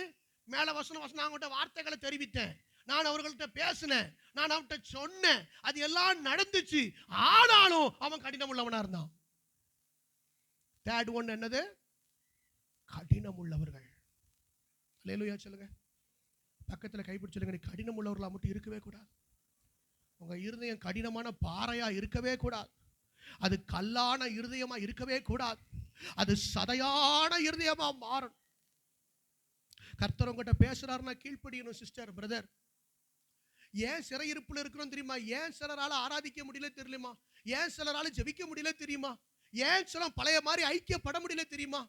ஏன் சில ஊழியங்களை செய்ய முடியல தெரியுமா? அப்படின்னா காரணம் கடினம். என்னது? நிறைய பேர் கர்த்தர் பேசிக்கிட்டே இருக்கிறாரு. நான் சொல்ற வருஷங்களா பேசிக்கிட்டு இருக்கிறாரு. ஆனாலும் இந்த பெடரில என்ன போட்டு வச்சிருக்கு? இரும்பு. யாருக்காவது பின்னால இரும்பு சொருவி வச்சிருக்கா நரம்புல? அல்லேலூயா. பைபிள் சொல்லுகிறது கடினம் உள்ளவன் என்றும் என் விக்கிரகம் அவைகளை செய்ததென்றும் நான் செய்த சுரூபமும் நான் வார்ப்பித்த விக்கிரகமும் அவைகளை கட்டளையிட்டதென்றும். அப்ப என்ன தெரியுமா சொல்லியிருக்கான்? அப்ப என்ன தெரியுமா சொல்லியிருக்கான்? ஆண்டவரை விட்டுட்டு இவன் சில விக்கிரகம் தான் எனக்கு இதை தந்துச்சுன்னு சொல்லியிருக்கான். விக்கிரகங்கள் என்று அது எனக்கு தந்தது என்று நீ சொல்லாதபடிக்கு. அப்ப என்ன சொல்லி இருக்கிறான்? தேவனை மகிமைப்படுத்துவதை விட்டுவிட்டு விக்கிரக ஆராதனைக்கு சென்று அந்த விக்கிரகங்கள் என்னை ஆசீர்வதித்ததுன்னு சொல்லி இருக்கிறான். ஏங்க இப்ப இந்த காலத்துல பாஸ்டர் விக்கிரகங்கள் நீங்க எதை பாஸ்டர் சொல்வீங்க? எதை பாஸ்டர் சொல்வீங்க? இப்ப நான் சொல்லட்டா? என்னையே சொல்றேன், வேற யாரும் வேண்டாம். இந்த பாஸ்டர் மூலமாக ஆண்டவர் எனக்கு ஜெபம் பண்ணி, இந்த பாஸ்டரை கொண்டு, இந்த பாஸ்டர் எனக்கு ஜெபம் பண்ணி, இந்த பாஸ்டர் யாரு? இப்போ விக்கிரகம். இந்த பாஸ்டர் யாரு? இப்ப நீங்க தேவன் கொடுத்தாருன்னு சொல்லல, தேவன் ஆசீர்வதிச்சாருன்னு சொல்லல, இந்த பாஸ்டர். பக்கத்துல கேட்டு உங்களுக்கு யார் அப்படி பாஸ்டர் இருக்காங்களான்னு கேளுங்க. விக்கிரக ஆராதனைன்னு சொல்லுங்க. சுத்தியல் வேணுமா, சம்மட்டி வேணுமா? இப்ப என்ன சொல்லிட்டு இருக்கோம்? அந்த பாஸ்டர் வந்து எனக்கு ஜெபம் பண்ணாரா, கர்த்தர் எனக்கு வியாதியிலிருந்து சுகம் கொடுத்தார். அப்ப கர்த்தர் கொடுக்கலையா? ஏங்க நாகமான் குஷ்டரோகியா இருக்கும்போது அவன் வீட்டுல ஒரு 13 வயசு ஒரு பிள்ளை, சின்ன பிள்ளை, அந்த பிள்ளை வேலைக்காரியா இருக்கிற பிள்ளை சொன்னா, நாகமானே எங்க ராணுவத்துக்கெல்லாம் அதிபதியே, இப்படி குஷ்டரோகத்துல கடந்து என்னெல்லாமோ செஞ்சு பார்த்துட்டு நீ கஷ்டப்பட்டுக்கிட்டு இருக்கிறியே, நீ பார்த்தனா இஸ்ரவேல்ல ஒரு தேவனுக்கு இருக்கு, எங்க தேவன் இருக்காரு, அங்க போனா உனக்கு சுகம் உண்டாகும். அல்லேலூயா சொல்லுங்க. உடனே அவன் போறான். அவன் என்ன நினைச்சுக்கிட்டான்? இந்த மாதிரி அங்க ஒரு பெரிய பாஸ்டர் இருக்கார் போல இஸ்ரவேல் தேசத்துல, அவருக்கு பேரு எலிசா. அந்த பாஸ்டர்ட்ட போய் ஜெபம் பண்ணுனா அவர் மேல கைய வச்சு அப்படி மேல எல்லாம் தடவி அப்படியே நம்மளை ஆட்டி, நம்மளை உலுக்கி, நம்மளை உழுப்பி, குப்புற கீழே தள்ளி அப்படிலாம் ஜெபம் பண்ணும்போது எனக்கு சுகம் உண்டாகும்னு சொல்லி யார் நினைச்சுக்கிட்டு வந்தான்? யாரு? நாகமான் நினைச்சுக்கிட்டு வந்திருக்கான். நாகமான் நினைச்சுக்கிட்டு வந்தான். வந்த உடனே தகவல் சொல்லப்படுது, ஐயா எலிசா ஐயா, பாஸ்டர் ஐயா, அங்க அந்த சீரியா தேசத்திலிருந்து ஒரு ராணுவ தளபதி ஒருத்த வந்திருக்கிறான், அவனுக்கு குஷ்டரோகமா, அவனுக்கு நீங்க ஜெபம் பண்ணணுமா, நீங்க ஜெபம் பண்ணா தான் அது சுகமாகுமா. அவர் சொன்னாரு, என்ன அவனை பார்க்கவே விரும்பல, அவனை போய் யோர்தான்ல போய் முங்க சொல்லு, அவனை போய் யோர்தான்ல போய் முங்க சொல்லு, 7 தடவை முங்க சொல்லு, என்ன பார்க்க வேண்டிய அவசியமே இல்லை. சூப்பர்ல. நம்மகிட்ட ஒரு ஆளு போய் ஜெபம் பண்ண வந்துட்டா போதுமே, நம்ம இந்த ஊழியக்காரரை விட்டு முதல்ல விலகணும். ஒரு அல்லேலூயா சொல்லுங்கள். விக்கிரகம் இதுக்கு பேர் என்னது? நீங்க ஒரு பாஸ்டரை உங்க இருதயத்துல நீங்க எழுதி வச்சுட்டேன்னு வைங்களேன், விக்கிரகம். அவன் சொல்றான், இந்த பாஸ்டர் வந்து ஜெபிச்சாரு, இந்த பாஸ்டர் வந்து நடத்தினாரு, இந்த பாஸ்டர் மூலமா வீடு வந்துச்சு, இந்த பாஸ்டர் மூலமா கார் வந்துச்சு, போச்சு. தேவனுக்கு மகிமை செலுத்துங்கள். கர்த்தர் எந்த கழுதையையும் பயன்படுத்துவார், எந்த கழுதையையும் கர்த்தர் பயன்படுத்துவார். அல்லேலூயா. எங்க பாஸ்டர் கையில மேஜிக் மேன் கிடையாதுங்க, அவரு மெஜிஷியன் கிடையாது. அவரு தேவனுக்கு சித்தமானால் கர்த்தர் யாரையாகிலும் பயன்படுத்துவார். கைகளை வெட்டி ஒரு அல்லேலூயா சொல்லுங்க. பாஸ்டரை விக்கிரகம் ஆக்கிடப்படாது. அல்லேலூயா. பொருளை விக்கிரகம் ஆக்கிடப்படாது. ஆண்டவர் நமக்கு கார் தரலாம், நமக்கு வீடு தரலாம், நமக்கு நிறைய எல்லாம் தரலாம், ஆனா அதை என்ன ஆக்கிடப்படாது, அதுதான் பெருசுன்னு நினைச்சிடக்கூடாது. அல்லேலூயா. காலையில எந்திரிச்சு பீரோவை திறந்து பார்க்கப்படாது, இருக்கா, பத்திரமா இருக்கா, வச்ச மாதிரி இருக்கா, பிறண்டு இருக்கா, திரும்பி இருக்கா, இதெல்லாம் பார்க்கப்படாது. எதை திருப்பணும், இங்க என்ன பாருங்க கொஞ்சம், எதை திருப்பணும். அல்லேலூயா. இந்த நோட்டா எண்ணிக்கிட்டு இருக்குது, அது ஒரு வியாதி பாருங்க. திரும்ப எண்ணி பார்க்குது, 100 98 இருக்குமோ, 101 இருக்குமோ, திரும்ப கெட்டு போட்டு அன்னைக்கு வச்சிருப்போம், திரும்ப சாயங்காலம் வந்து திரும்ப 100. அது பேர் நோய். யாருக்கோ ஒருத்தர் கர்த்தர் பேசுறாரு. எங்க யாருக்கோ ஒருத்தர் கர்த்தர் பேசுறாருங்க. அது பேர் நோய். அல்லேலூயா. நல்ல டாக்டரை பார்க்கணும். அல்லேலூயா. விக்கிரகம் விக்கிரகம் விக்கிரகம். 3 விதமான விக்கிரகங்களை இஸ்ரவேல் ஜனங்கள் சேவித்தார்கள். அவங்களுக்கு எனக்கு இதெல்லாம் நடந்துச்சு, இந்த ஆசீர்வாதம்லாம் வந்துச்சுன்னு அவங்க 3 விக்கிரகங்களை அவங்க தொழுது கொண்டாங்களாம். அந்த 3 விக்கிரகங்களை தொழுது கொண்டதனால தான் ஆண்டவர் அவர்களை சிறையிருப்புக்கு அனுப்பினார். 3 விக்கிரகங்களை சொல்லுகிறேன். ஒன்று பாருங்க, பாகால். பாகால் ஒரு விக்கிரகத்து பேர் என்ன? எல்லாரும் சொல்லுங்க. பாகால். ஒரு விக்கிரகத்து பேரவே சொல்ல உங்களுக்கு மனசு இல்லைன்னு அவ்வளவுக்குள்ள நீங்க பக்தியா இருக்கீங்க. என்ன பேரு? பாகால். ஆமென். இந்த பாகாலை எதுக்கு வணங்குனாங்க தெரியுமா? அதுதான் செழிப்பை கொடுத்துச்சுன்னு நினைச்சாங்களாம். அது விவசாயத்தின் தேவன். பேர் என்ன வச்சான்? விவசாயத்தின் தேவன். அப்படின்னா நம்ம விதைக்கிறோம், அந்த விதைக்கும் போது நல்ல மழை தர்றது வருண பகவான். அதுக்கப்புறம் விதைச்ச உடனே அது விளைவிக்கிறதுக்கு நல்ல சூரிய ஒளியை தருகிறவர் சூரிய பகவான்.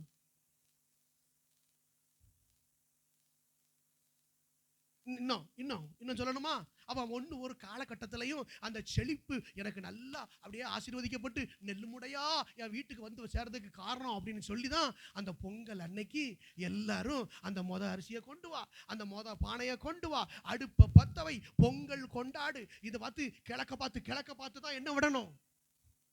அது அப்படி பொங்கி வரும்போது நீங்க எல்லாரும் சேர்ந்து ஊழ விடணும். எல்லாரும் சேர்ந்து என்ன விடணும்? அதுக்கு நேரா ஊழ விட்டு அல்லேலூயா. அது அழுகையின் ஊழவா என்னமோ தெரியல. தோத்திரம். நம்ம வீட்டுல ஒரு காலத்துல விட்டாங்க. ஆனா ரட்சிக்கப்பட்ட பிறகு நம்ம வீட்டுல வெளியே கோலம் கூட கிடையாது. சொல்லுங்க. ரட்சிக்கப்பட்டவங்க வீட்டு வாசல்ல என்ன வராது? கோலமே கிடக்காதுங்க. கோலமே கிடக்காது. அது என்ன கோலம்? அலங்கோலம். நம்ம அலங்கோலமான வாழ்க்கையத்தான் மாத்தினார பிற என்ன நமக்கு இன்னொரு அலங்கோலம்? யாரும் கோலம் போடுறதேலோ? மனம் திரும்புங்க. அல்லேலூயா சொல்லுங்க. ஆமென். வீட்டு வாசல்ல 3 கல்லை வச்சு இன்னும் பொங்கலும் விடுவோம், தீபாவளியும் விடுவோம். ஏன்? அன்னைக்கு இஸ்ரவேல் ஜனங்கள் எனக்கு செழிப்பை தந்தது இந்த பாகால் என்று சொல்லி அந்த பாகாலை விழுந்து வணங்கினான். தெரியுமா? அதனால தான் ஸ்ட்ராங்கா சொல்றோம். இன்னும் பனங்கிழங்கு, கரும்பு கட்டு, இன்னும் அந்த பனங்கிழங்கு, அந்த பொங்க குழம்பு சாப்பிடுங்க. போங்க சாப்பிடுங்க. என்னன்னாவது பொங்க குழம்பு வச்சு சாப்பிடுங்க. போங்க. அதை கொண்டுகிட்டு டூரா அலைங்க. போங்க. வனாந்திரத்தில் அதைத்தான் அவன் கேட்டான். எங்களுக்கு ஒரு கறி கிடையாதா? எங்களுக்கு ஒரு சிக்கன் கிடையாதா? எங்களுக்கு ஒரு மட்டன் கிடையாதா? எங்களுக்கு ஒரு கரும்பு கட்டு கிடையாதா? எங்களுக்கு ஒரு பனங்கிழங்கு கிடையாதா? எங்களுக்கு ஒரு சாமங்கிழங்கு, சேப்பங்கிழங்கு, அந்த கிழங்கு, இந்த கிழங்கு எல்லாம் போட்டு மிக்ஸ் வச்சு குழம்பு கிடையாதா? சாப்பிடு. பாகாலி நீ அந்த பாகாலை கும்பிடுறதுக்கு அடையாளமா தான் அவன் அவ்வளவும் செஞ்சான். அவன் பத்தியலா செழிப்பின் தேவனை கும்பிட்டான். இப்ப நம்ம தெரியாமலே பாகால வணங்குறோமோ? ஆனா ஒரு பக்கம் ஏசுன்னு சொல்லிக்கிட்டு பாருங்களேன். இந்த ஜனங்கள் அப்படித்தானே சொன்னாங்க. சொல்றதெல்லாம் யாரு?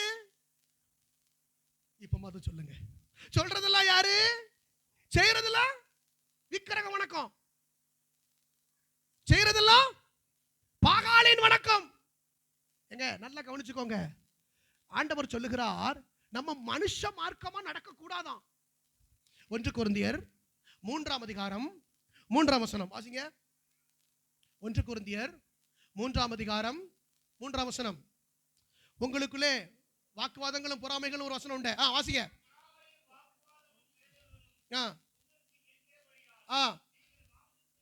நீங்கள் மாம்சத்துக்குரியவர்களாயிருந்து எல்லாரும் சொல்லுங்க மனுஷ மார்க்கம்.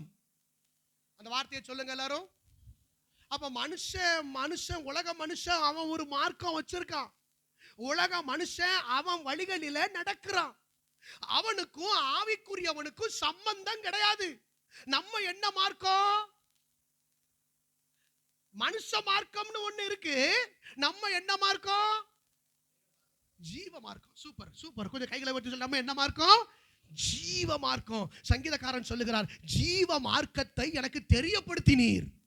அப்படின்னா என்ன அர்த்தம்? இந்த மனுஷ மார்க்கத்துல நடக்காத. சங்கீதம் 16 இருக்கு. ஜீவ மார்க்கங்களை வாசிங்க பார்க்கலாம். சங்கீதம் 16:10. ஜீவ மார்க்கத்தை எத்தனை வசனம் சிஸ்டர்? 11 போடு. சங்கீதம் 16:11. ஜீவ மார்க்கத்தை எனக்கு தெரியப்படுத்துவீர், உம்முடைய சமூகத்தில் பரிபூர்ண ஆனந்தமும் உம்முடைய வலது பாரிசத்தில் நித்திய பேரின்பமும் உண்டு. அப்போ இந்த ஜீவ மார்க்கத்தார் வேற, மனுஷ மார்க்கமாய் நடக்கிறவர்கள் வேற. இன்னைக்கு நம்ம என்ன நினைக்கிறோம்? இதெல்லாம் சாப்பிடக்கூடாதுன்னு சொல்லி இருக்கா, இதுக்கு மேல என்ன சொல்லணும்? இதுக்கு மேல என்ன சொல்லணும்? பொங்கல் வச்சு இஸ்ரவேல் ஜனங்கள் இதை செஞ்சா கர்த்தருக்கு விசனம் உண்டாயிற்று, கர்த்தருக்கு கோபம் உண்டாயிற்று. இந்த கடைசி காலத்துல நான் சபைக்கு சொல்லுகிறேன், இந்த மனுஷ மார்க்கமாய் நடக்கிறவர்கள் போல ஜீவ மார்க்கத்தார் நடக்க கூடாது. ஆமென் சொல்லுங்க. என்னங்க இன்னும் சொல்லட்டா? இன்னும் மனுஷ மார்க்கமாய் நடக்கிற சில காரியங்களை சொல்லட்டா? ஆமென் ஆமென். சாரி டு சே திஸ், சில விஷயங்களை சத்தியத்தை சொல்லித்தான் ஆகணும். சில குடும்பத்துக்கு நான் சொல்லித்தான் ஆகணும். சடங்கு மனுஷ மார்க்கம். சடங்கு என்னது?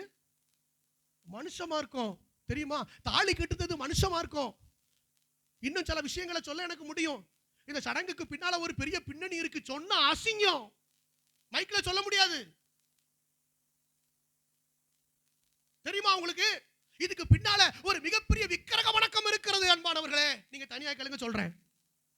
யாருக்கும் கேட்கணும் தெரியும். பிரிய பண்ணும்னா ஆராதனை முடிஞ்ச உடனே தனியா கேளுங்க சொல்றேன். மைக்ல சொல்ல முடியாது. ரொம்ப அசிங்கமான காரியம். ஏன் சபைக்கு சொல்ல தெரியுமா? ஏன் அதை பெருசா நடத்தாதீங்க. அதெல்லாம் ஆட்டோமேட்டிக்கா சரீரத்தில் வருகிற ஆட்டோமேட்டிக்கா நடக்கிற கஷ்டமா தான் இருக்கும். பட் உண்மைங்க. பட் ஒரு மனுஷன் அவன் கொண்டாடுறான், அவனுக்கு அது தெரியல, அவன் அறியாம ஒரு விக்கிரக வணக்கத்தை செய்யறான். அதை சில ஆவி அடிமைப்படுத்தி வச்சிருக்கு. அதை பார்த்து ஜீவ மார்க்கத்தார் எப்படி நடக்க முடியும்? Totally different. கைகளை உயர்த்தி ஒரு அல்லேலூயா சொல்லுங்க. கைகளை உயர்த்தி ஒரு அல்லேலூயா சொல்லுங்க. இனிமே சபையார் மனம் திரும்பணும். அல்லேலூயா சொல்லுங்க. ஆமென் சொல்லுங்க. தாலி கட்டுவது எதுக்கு வச்சாங்க தெரியுமா? தாலி கட்டுவது அடிமைத்தனத்தின் அடையாளம். தாலியை கட்டும் போது என்ன தெரியுமா அர்த்தம்?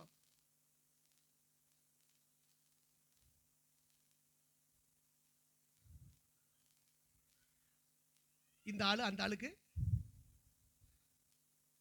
இன்னைக்கு திராவிட கட்சிகள் ஒரு போராட்டம் நடத்துவாங்க. எத்தனை பேருக்கு தெரியும்? பாருங்க, கைகளை வெட்டி மட்டும் காட்டுங்க.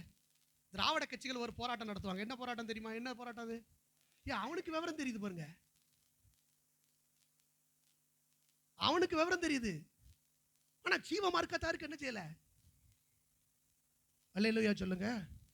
அல்லேலூயா.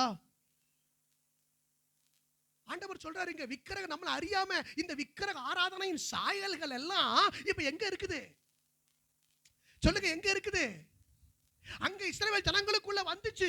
அப்படி வந்ததுனாலதான் தேவன் கோபப்பட்டு அவர்களை திரும்ப பாபிலோனின் சிறையிருப்புக்கு அவர் வித்து போட்டாராம். இன்னைக்கு ஏன் நம்ம சில காரியங்கள்ல நல்ல ரட்சிக்கப்பட்டு வந்தவங்க திரும்ப லாக்காய் நிக்கிறோம்? ஏன் பழைய மாதிரி என்னால எழும்ப முடியல?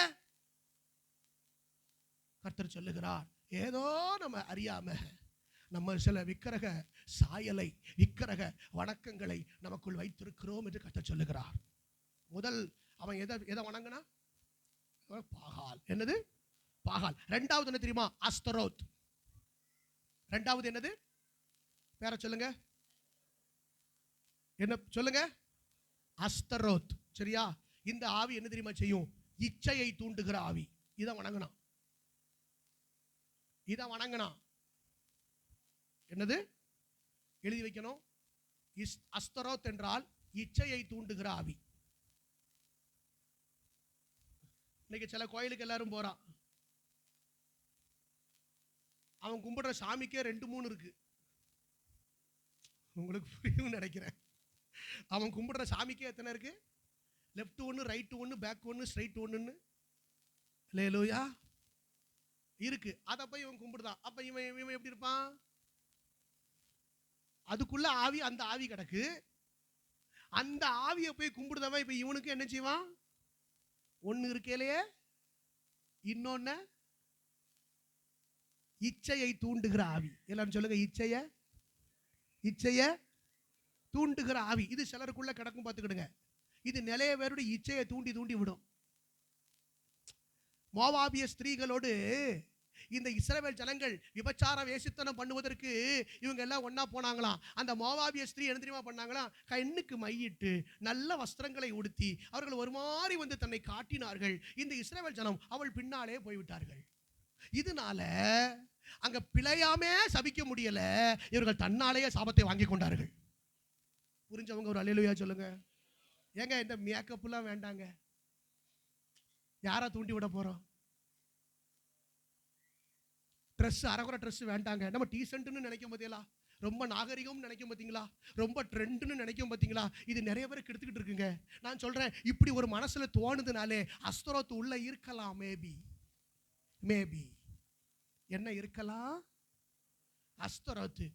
அந்த அஸ்தரோத்து உள்ள இருந்தா நமக்கு அப்படியே சொன்ன தப்பா நினைக்க கூடாது. என்ன சத்தியத்தை சொல்லிடுறேன் சரியா? அப்படியே பேசியல் பண்ணுவோமே, கொஞ்சம் அப்படியே. அது அழுக்கு எடுக்கத்தான பாஸ்டர் போறோம். அழுக்கு ஏன் விட்டுச்சு? உனக்கு வந்துச்சு மேல.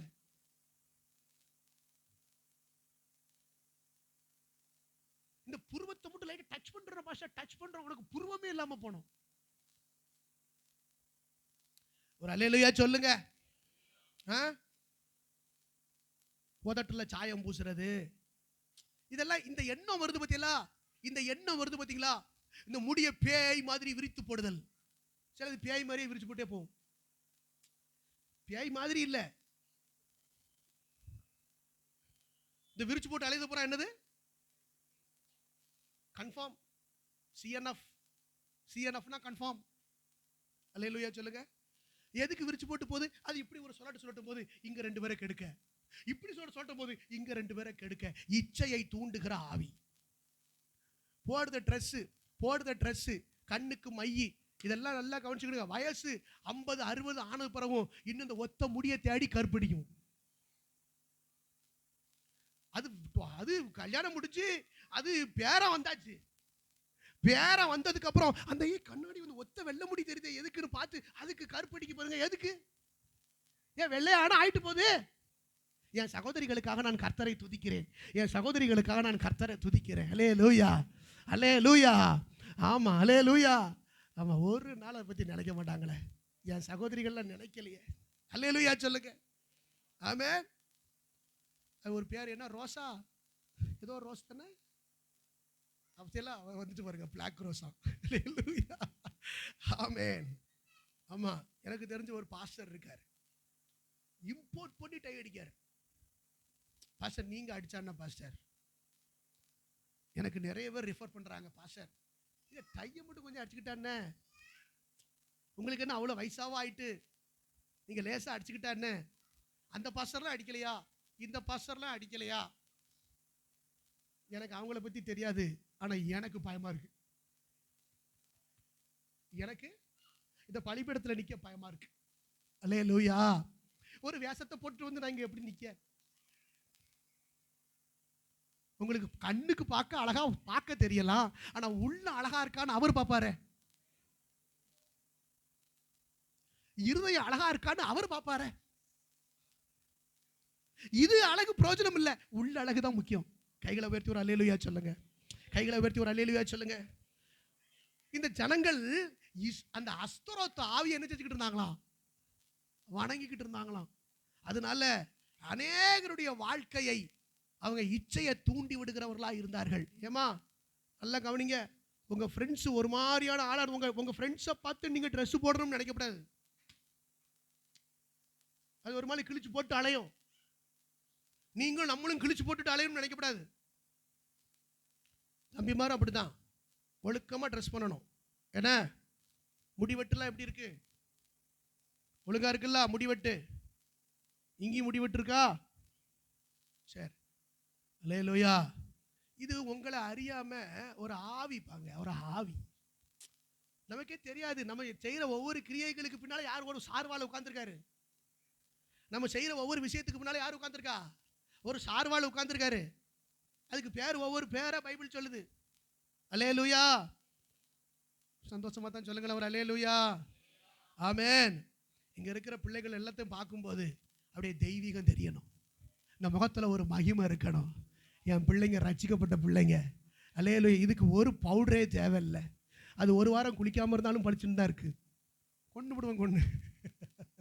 அல்லேலூயா. ஆமென்.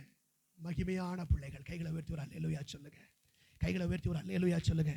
ஏங்க நல்லா ஜெபிங்கங்க. நல்ல கர்த்தருடைய பிரசன்னத்தில் நிரம்புங்க. உங்க முகம் அழகாகும். அல்லேலூயா. எப்போதும் சந்தோஷமா இருங்க. பைபிள் சொல்லுகிறது மன மகிழ்ச்சி முக மலர்ச்சியை தரும். எதுக்கு மேக்கப்? எதுக்கு மேக்கப்? அல்லேலூயா. தானியேல் சாத்ராக் அந்த அந்த வாலிபர் கூட்டம் அவங்க முகம் களையா இருந்துச்சாம். முகம் எப்படி இருந்துச்சு? அழகா இருக்கிறது வேற, களையா இருக்கிறது வேற. ஆமென் சொல்லுங்க. ஆமென். ஸ்தோத்திரம். சில பேர் அவங்க கருப்பா தான் இருப்பாங்க, ஆனா அவ்வளவு களையா இருப்பாங்க. ஒரு அல்லேலூயா சொல்லுங்க. கருப்புங்கிறது ஒரு கலர், அவ்வளவுதான். கைகளை உயர்த்தி ஏதோ அது தீண்ட அந்த தீண்டாமை உள்ளவர்கள் மாதிரி இந்த கருப்பு இருக்கிறவங்க பூரா அப்படியே ரொம்ப கவலைப்படுறாங்க. நான் சொல்றேன், நீங்க ரொம்ப களையா இருக்கீங்க. கர்த்தருக்கு நீங்க ரொம்ப பிரியமானவங்க. கைகளை உயர்த்தி ஒரு அல்லேலூயா சொல்லுங்க. நான் கருப்பா இருந்தாலும் அழகா இருக்கிறேன். ஆமென். பக்கத்தில் கைப்பிடிச்சு சொல்லுங்க. கொஞ்சம் கஷ்டமானதான், ஆனா கைப்பிடிச்சு சொல்லுங்க. நம்மளால யாரும் டிஸ்டர்ப் ஆகக்கூடாது.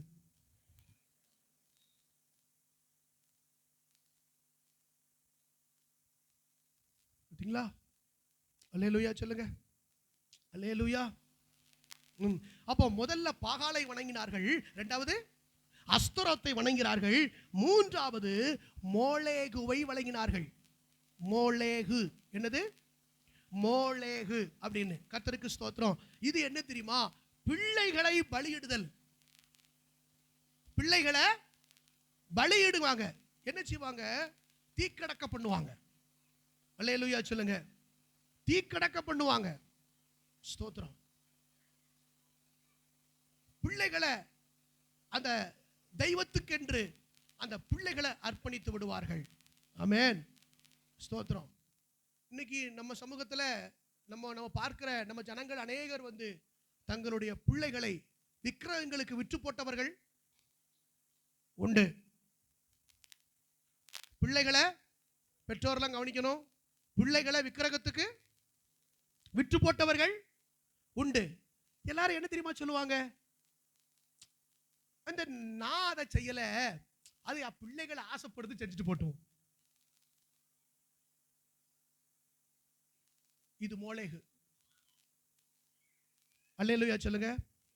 இப்படி சொல்லட்டா, நான் நகை போடல, ஆனா என் பிள்ளை நகை போடட்டும்.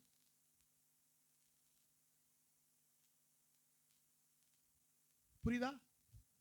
அது அவங்களுக்கா தெரிஞ்சு அவங்களா என்ன செய்யட்டும், அது பிரதிஷ்டை பண்ணி விட்டா விடட்டும். அல்லேலூயா. அல்லேலூயா சொல்லுங்க. நமக்கு ஒரு காரியம் தேவன் சரின்னு நமக்கு ஒரு சத்தியத்தை கத்து கொடுத்திருக்கிறாரு. இந்த சத்தியத்துல நம்ம பிள்ளைகள் வர வேண்டாம், நம்ம பிள்ளைகள் அது இஷ்டம் போல வாழட்டும் நினைக்கிறோம். பாத்தீங்களா? விட்டுறோம். பாத்தீங்களா?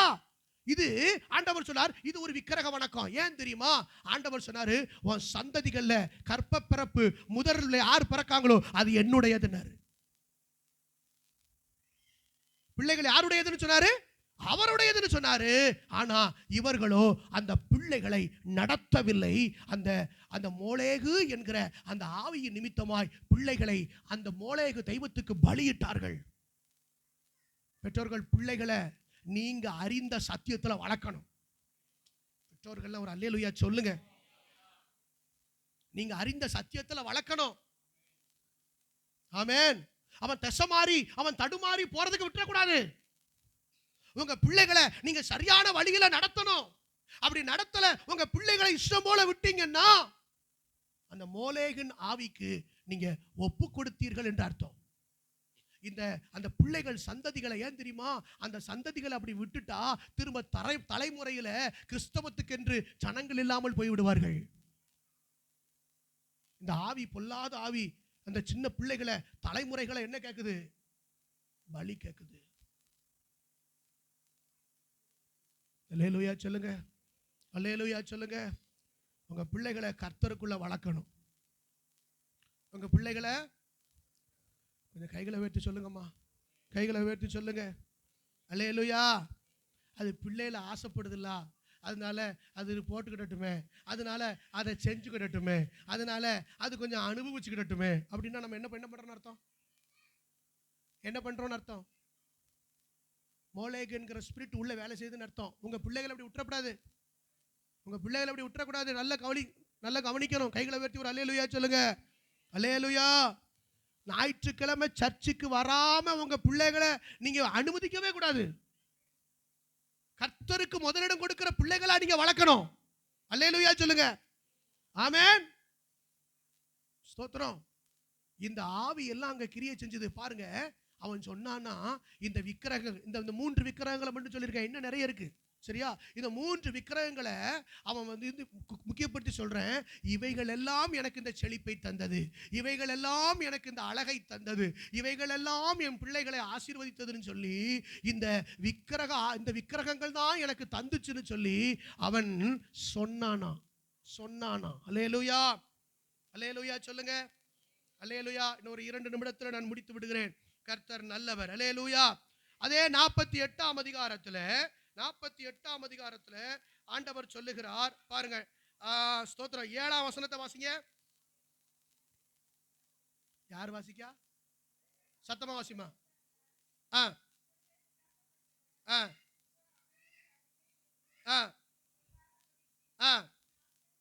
நல்ல கவனிங்க பாருங்க. நான் இவைகளை அறிவேன் என்று நீ சொல்லாத. கர்த்தர் உன்கிட்ட பேசுறாரு. நான் இவைகளை அறிவேன் என்று நீ சொல்லுகிறாய் அப்படின்னா உன்கிட்ட திரும்ப சில காரியங்களை நான் பேசுறேன், சில காரியங்களை வெளிப்படுத்துறேன். ஆனா நீ என்ன தெரியுமா சொல்ற? இவைகள் எனக்கு ஏற்கனவே தெரியும்னு சொல்ற. ஆண்டவர் சொன்ன 4th கம்ப்ளைண்ட் என்ன? ஏன் எல்லாரும் உயிரோடு இருக்கீங்களா? பக்கத்துல இருக்கவங்க தட்டுங்க பாப்போம். எல்லாம் உயிரோட தான் இருக்க, சத்தமே இல்லை. சுவாசமாவது வருதான்னு பாருங்க. எல்லாம் தெரியும்னு சொல்லாதீங்க. பக்கத்துல கைப்பிடி சொல்லுங்க. எனக்கு தெரியும்னு சொல்லாத. இந்த அப்படி சொன்னது அவருக்கு கோபம் வந்துட்டு. இந்த வசனம் எனக்கு தெரியாதா? இப்ப சில பேர் பைபிளே திருப்ப மாட்டாங்களே. ஏன் திருப்ப மாட்டாங்க தெரியுமா?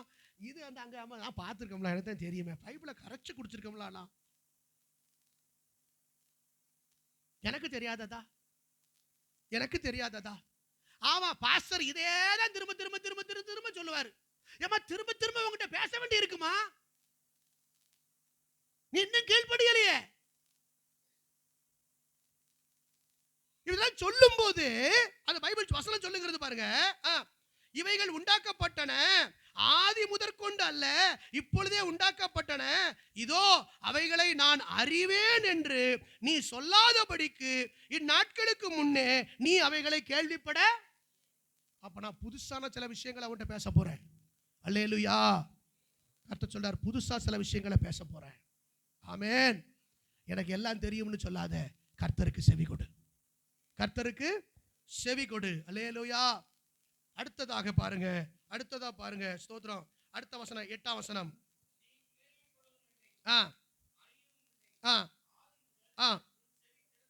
என்னைக்காவது கர்த்தர் எனக்குத்தான் பேசுதார்னு உங்களுக்கு தோணி இருக்கா? பக்கத்துல கை பிடிச்சிருங்க. உங்களுக்கு தான் பேசுறாரு. செவியை திறக்கவே இல்லை. பேசுறதெல்லாம் என்ன நினைக்கும்? அவங்களுக்கு பத்தியா இன்னைக்கு பேசுறது போறான் யாருக்கு? டேவிட்டுக்கு தான். பூரா டேவிட்டுக்கு தான். இல்லையா? வீட்டில் போய் போகும்போதே கான்வர்சேஷன் என்ன நடக்குப்பா? சர்ச் முடிஞ்சு போகும்போதே என்ன நடக்கும்? இன்னைக்கு பேசுறது யாருக்கு நினைக்கீங்க? அந்த சங்கீதா சிஸ்டருக்கு தான். போன வாரம் அவங்க பண்ணாங்க பாத்தீங்களா? அதுக்கு பதில் கொடுத்தாரு. நல்லா கொடுக்கணும் அவருக்கு. உங்களுக்கு தான் கொடுக்காரு.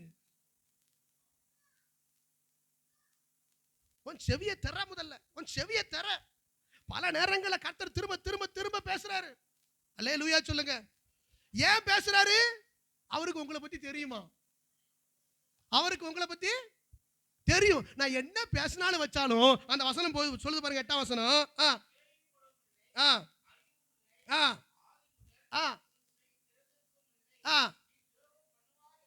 நீ துரோகம் பண்ணுவேன்னு எனக்கு தெரியும்காரு. நீ என்ன பண்ணுவேன்னு அவருக்கு தெரியுமா? நீ என்கிட்டயே இருந்து என்கிட்டயே எல்லாம் வாங்கிக்கிட்டு கடைசியில் எனக்கு விரோதமாவே நீ எழும்புவ, நீ எனக்கே துரோகம் பண்ணுவேன்னு யாருக்கு தெரியுமா? அவர் சொல்றாரு பாருங்க, நீ துரோகம் பண்ணுவாய் என்பதை ஆ, ஆ, நீ தாயின் கற்பத்துல இருக்கும் போதே நீ மீற ஆளுன்னு எனக்கு தெரியுங்க. டேட் ஆஃப் பர்த்துக்கு முன்னாலேயே உங்களை பத்தி தெரிஞ்சு வச்சிருக்காரு, நீ மீறிடுவே அப்படின்னு. அல்லேலூயா. நீ மீறுகிறவன் என்றும் நான் அறிந்திருக்கிறேன். அப்ப எனக்கு ஒன்றும் புதுசு இல்ல, நீ துரோகம் பண்ணிக்கிட்டே தான் இருக்க போற,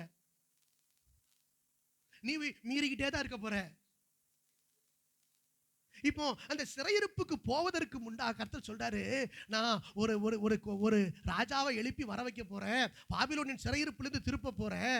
ஆனா அவங்க ஏன் சிறையிருப்புக்கு போனாங்க தெரியுமா அப்படின்னு இந்த 48ஆம் அதிகாரம் 1ல இருந்து அந்த 10ஆம் வசனம் வரைக்கும் ஆண்டவர் சொல்லுகிறார். 9ஆம் வசனத்தை வாசிங்க. ஓ கர்த்தர் நல்லவர். ஆண்டவர் சொல்றாரு பாருங்க. அப்ப என்ன தெரியுமா அர்த்தம்? எல்லாம் சொல்லுங்க, கோபத்தை நிறுத்தி வச்சாராம். பக்கத்துல கைப்பிடி சொல்லுங்க, முடிச்சிருவேன். சொல்லுங்க கோபத்தை நல்லா சொல்லுங்க, குலுக்கி சொல்லுங்க கோபத்தை. அப்படின்னா என்ன அர்த்தம்?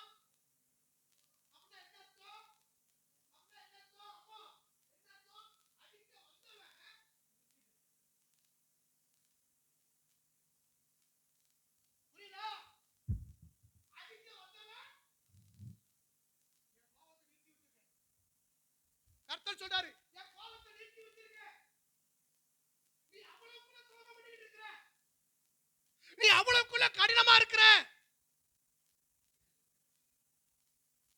என் கோபத்தை நிறுத்தி வைத்தேன். வாசிங்க. உன்னை சங்கரிக்காதபடிக்கு. ஏன் தெரியுமாடா? உன்னை எனக்குன்னு நான் அழைச்சிட்டேன், என் புகழ்ச்சிக்குன்னு நான் உன்னை தெரிந்து கொண்டேன், உன்னை பெயர் சொல்லி நான் அழைச்சு முன் குறிச்சிட்டேன். இப்ப நான் உன்னை நானே அடிச்சு நானே வருத்தி நானே உன்னை அழிச்சேன் அப்படின்னா அது ஏன் புகழ்ச்சிக்கு போயிடும்.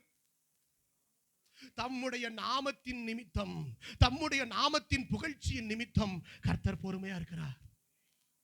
எங்க தப்பிச்சுக்கிட்டே இருக்கோம் நினைக்காதீங்க, அங்க நிறுத்தி வச்சிருக்காரு, ரொம்ப பொறுமையா இருக்காரு. ஏன் தெரியுமா? நம்மளால இல்லைங்க, அவர் நாமத்தின் புகழ்ச்சியின் நிமித்தம்.